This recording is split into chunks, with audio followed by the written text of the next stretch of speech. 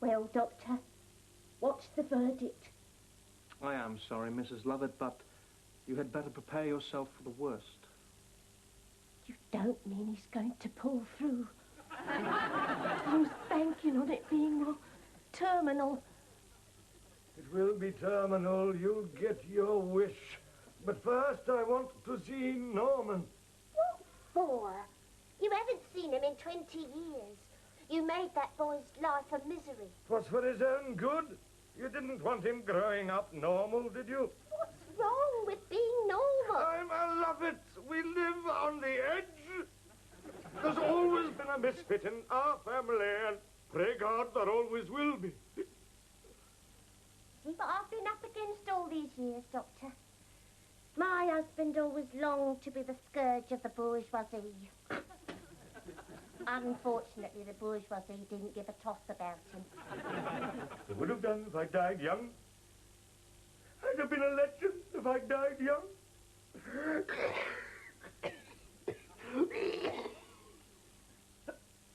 Listen, is that snow? Do I hear snow falling? I glimpsed the mystery of life once, and once only. Before I die, I must finally be certain of my uncertainty. What does he mean, Doctor? He's raving, Mrs. Lovett. Try and keep him calm. Rage! Rage! Against the dying of the light. Relax. You must try and relax. The doctor says you're round the twist. I know. That's why I want to see Snowman. I need to tell him about the Snowman. What snowman? We're walking through the air.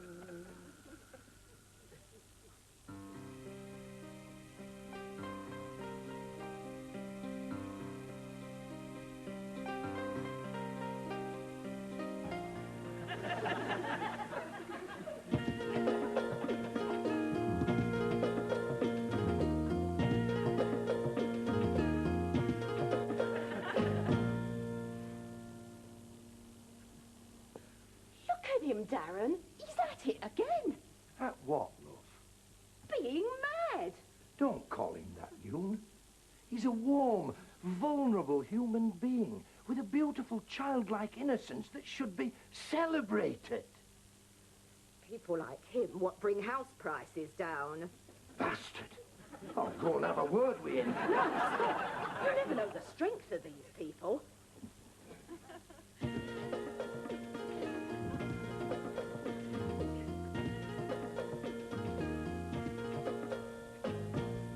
Funny what you get up to when you're on your own, isn't it? And yes, I know what you're thinking. This shirt doesn't go with this cardigan. But I had to wear my old clothes. I'm conducting an experiment. It's a known fact with human beings that most heat loss occurs through the head. Especially when you've got a head with a hole in it. Shut up, Dirk. By placing a hot cup of tea onto the head, we help counteract the loss of heat through the head on going situations. Of course, this is an early prototype, and as such, quite ludicrous. But it does give me something to do, and it gets me out of the house. It's all right for you. You just have to live here. I have to be this house. At least you can move if you want to. It's true what they say. There's always someone worse off than yourself. Dirk, here comes the postman. Do something dog-like, quick. Oh, all right. I'll bend down and lick me genitals. I'd have saved you the walk, postman. Only I've got a cup of tea balanced on my head. That's the kind of wacky guy I am. You're not wacky, Norman. You're a social misfit. Believe me, takes one to know one, mate. Why, are you a social misfit too? Used to be, mate. Used to be. Then I got this job as a postman. Now I'm a pillar of the community. All right, love. Listen, I've got the cheery whistle and everything. Oi, Norman, is that cheeky cotty cabbage ever going to shut up and plonk a letter in my gob? I'm starving. Listen, pal. Stop shitting me and get on with your job. I'm a grey psychopath with a penchant for postmen. So get your butt off my land before I set the dog on you. Wow, wow, wow, wow, wow, wow. All right, I'm going. Take your letter.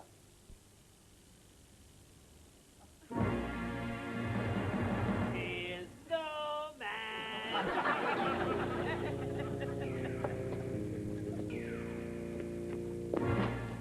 I can be a mean mother. See what I mean, Darren? We've moved next door to a nutter. What makes people like that? It's obviously the result of some deep-rooted childhood trauma, Yoon. He probably lacked parental love or something. It's at times like these I'm glad we're normal. Yeah. You ready, love? Right. A dozen strokes across the buttocks, then walk all over me with them boots on. My pleasure. Lovely grub. Oh. Oh. Oh.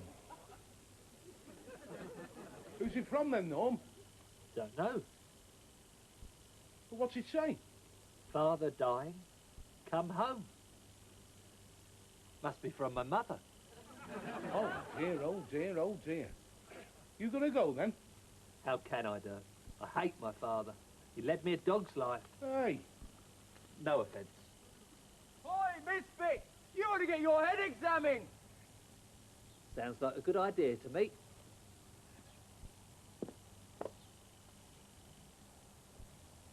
Thanks, Norman.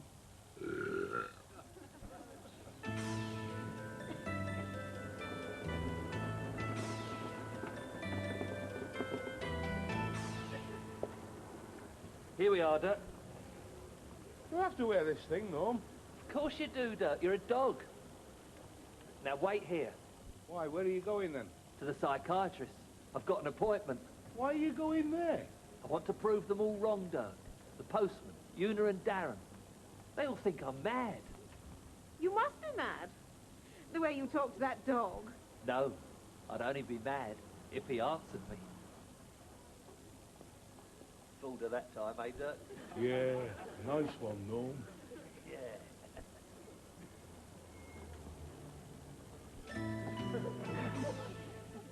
No, you've got it all wrong, Mr. Lovett. Nobody's saying you're mad, just that you're a little, well, eccentric. I can't help it. I've always been the same. It's just that I've got this very strong imagination. Uh-huh. How do you mean? Well, I only have to imagine a thing very hard for it to become real. Well, of course, that's perfectly natural. It's basically compensatory and symptomatic of the basic frustration of your needs, both emotional and creative. Judging by your body language and guarded replies, you give the impression of being something of an anally repressed individual. Which is more than I can say for you. Nothing. So if I'm not mad, what am I then? Well, if you want the truth, I'd say you were just very, very lonely. Rubbish. I've got lots of friends. The postman, the window cleaner, the bloke that runs the paper shop. Yes, but they're not real friends, are they? I know. I was just being ironic. He's right, of course. I just can't seem to attract friends. At least not real ones with arms and legs and everything. I don't know what it is. I mean, I've got a lot going for me, haven't I? Wit, looks, style, charisma. Wouldn't harm me to lie a little, would it, camera? Now, Norman, I want you to lie down on that couch. Leave off, I'm not that lonely. I just want you to relax and tell me about the earlier part of your life. About your childhood and your parents and any friends you may have made back then. Well, what can I tell you? My father was nothing like me. He was an alcoholic poet who got drunk on words. But for the lovers, their arms around the griefs of the ages, who pay no praise or any craft or art.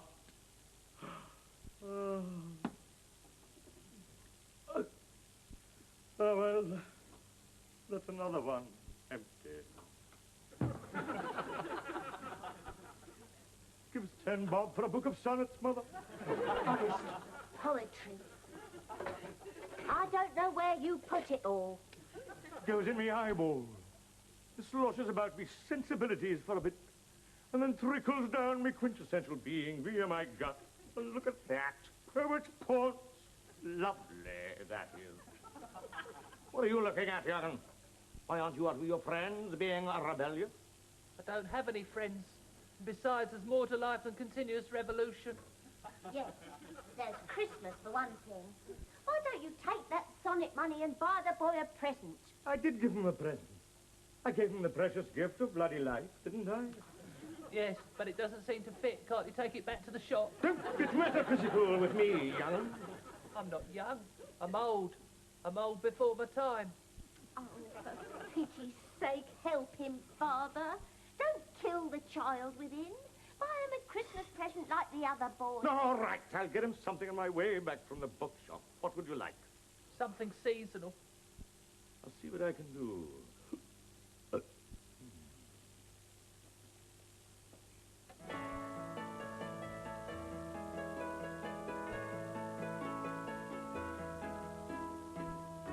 On Christmas morning, I received my first ever present from my father.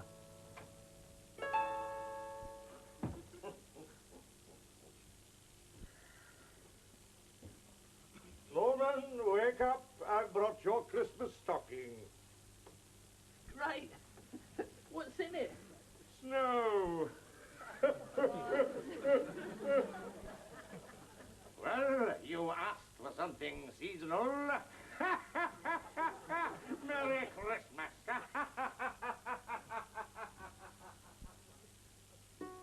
But I grew to love that snow. At last, I had the chance to make a friend.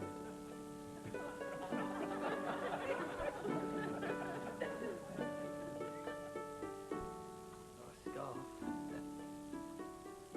Yeah, I wouldn't want to be in a skiffle group. Silly. Look at him. He's devoted to that snowman.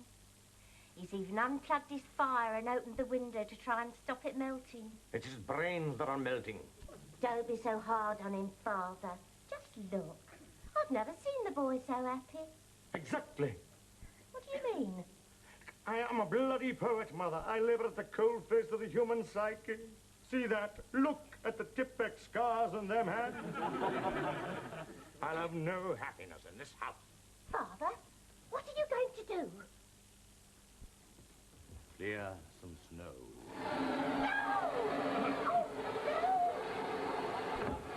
So he said to me, "Have you seen Tommy Steele?" And I said, "I didn't even know he was missing." Will you stop talking to that bloody snowman? I'm allowed to talk to him. He's my friend. Friend? Nothing. At your age, he's nothing but crystallized bloody water. And you're nothing but wind and piss, but I don't go kicking you. Bloody. You heard the kid. Sod off. Snowman, look out. Bloody hell. Run for it. Here's looking at you, kid. Quick, out the window. Go down the drain pipe.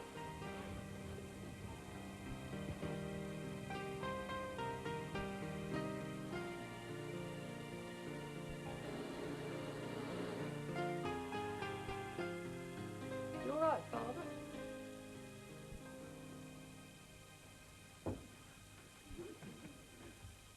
They screw you up, your mum and dad. They may not mean to, but they do. And a lot of the time they mean to. Father, what's wrong? Snowman was going to kick my head in. You want to cut down on the iambic pentameters. From that day onwards, Father was never the same man. He gave up poetry and went on to the hard stuff. Tabloid journalism, the people's friend, Jeffrey Archer. Anything that would numb his brain sufficiently to let him forget what he'd seen. As for the snowman, I've never seen him since. I often lie awake at night wondering what's become of him. You do believe me, don't you, Doctor? Of course I do, Norman. No, no, I think the best advice I can give you is to get out and about a bit more, interact with people, resolve the old conflicts. Are your parents still alive? Yes, but nobody's told them. Norman, try not to be so bitter. After all, your father did give you the precious gift of life. I know. Bastard. But you're right. I should try and be more forgiving. Exactly. Because never forget, Norman, the capacity to forgive is what separates us from the animals. Thanks, Doctor. I'll try and remember that.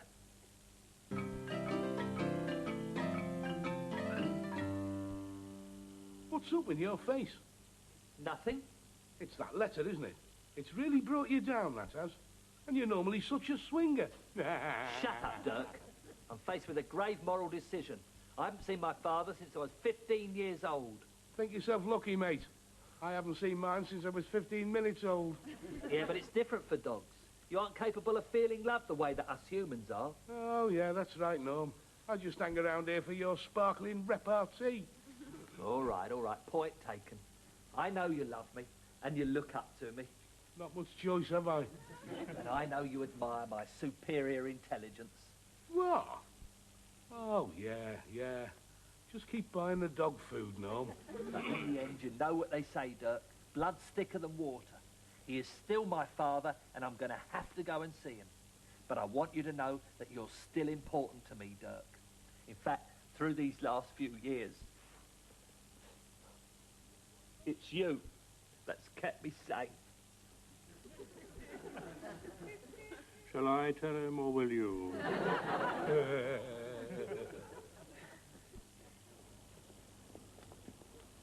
Well, thanks for keeping an eye on the house. I should be back in a couple of days. No problem, Norm. That's what good neighbours are for, mate. Would you like us to do anything for you while you're away? No. Just feed the dog and talk to the horse. The horse? You mean you've got a horse in there, Norman? No, not a real one. That would be mad. It's just a picture of one that hangs on my wall. And you want us to talk to it? No, you're right. Perhaps it's not such a good idea after all. I should think not, Norman.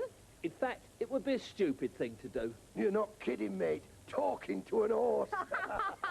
Yes, it would only make the spider jealous. Walked right into that one, didn't they? Bye.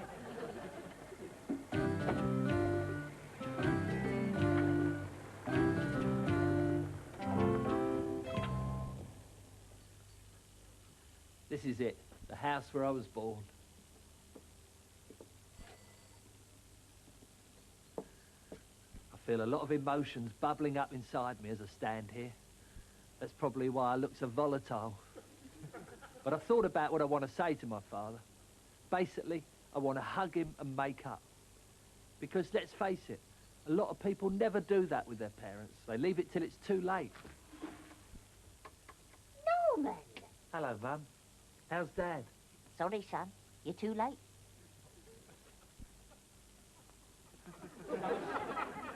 See? I told you. Come in, son.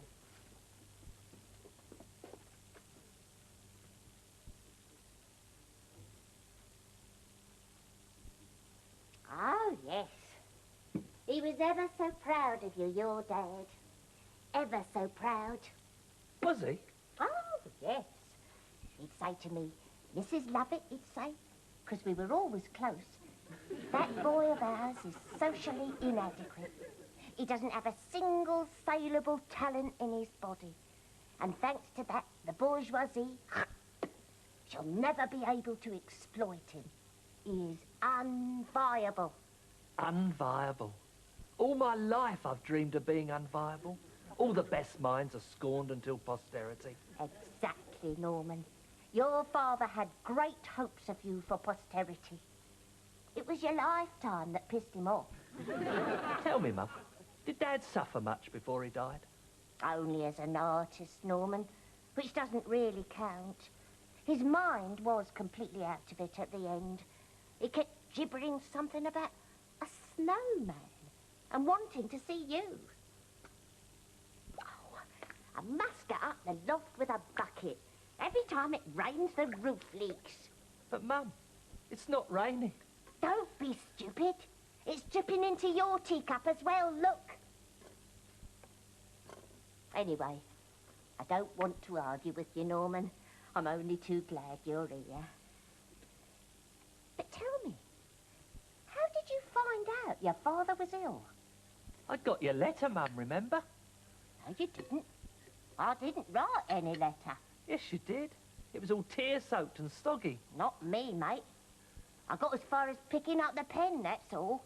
I hate writing letters. Besides, what was I going to say? Whether lovely father dying, wish you were here? Something like that, yes. No chance. I hate sentiment, me. It's so bourgeois.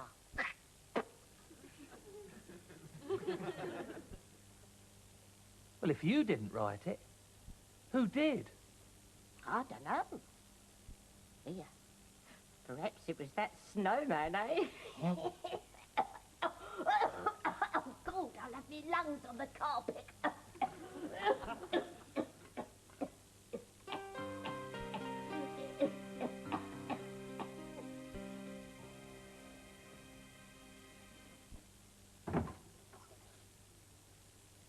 Look at this lot.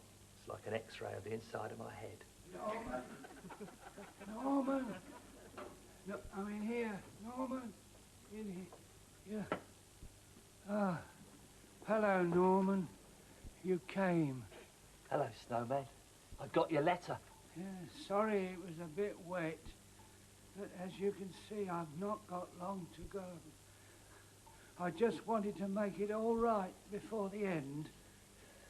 Have you been up here all this time? Yeah. I smashed the window to keep cool, and then I took up residence in Frigidaire Castle here. I liked it so much, I bought the company. That's a terrible cough, Snowman. I know. Is there anything I can do? Take you on holiday to Alaska? Anything? Oh, forget it, Norman. I can't go anywhere at my age. All I wanted to do was say thank you, Norman, for believing in me and for giving me the precious gift of life. Goodbye, Norman.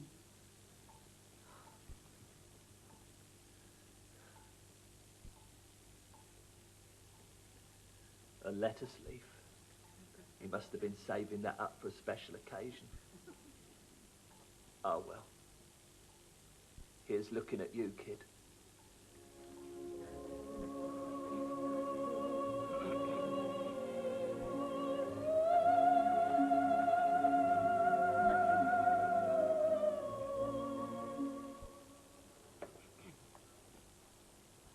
Hey, Norm, look at this. What a whopper, eh? Which one's a vegetable, Norm? Oh, that you talking to that dog again, Norm? Still, suppose that's your character, eh? Amiable eccentric. I suppose. Oh, what's that you're planting in the garden then, Norman? I'm not planting anything. These are my friend's ashes. I'm going to scatter them over the plants. It's what he would have wanted. His ashes? Yeah. Do you want to see them? Ashes? Bloody funny-looking ashes. Not really. He was a snowman. Come on, Darren. Time for our therapy. Right. Like I said, there's some strange people around. Oi! Norman! You bourgeois bastard! I was right after all. A snowman was going to kick my head in. I'm glad we got that sorted out, huh? Right, Dad. If only life down here were that simple.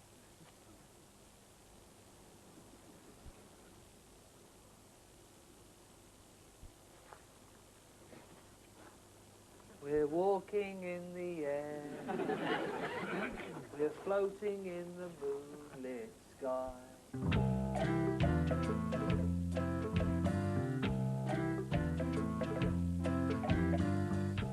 And life gets even more complicated for Lovett in part 2 next Wednesday at 10:05 on BBC Two.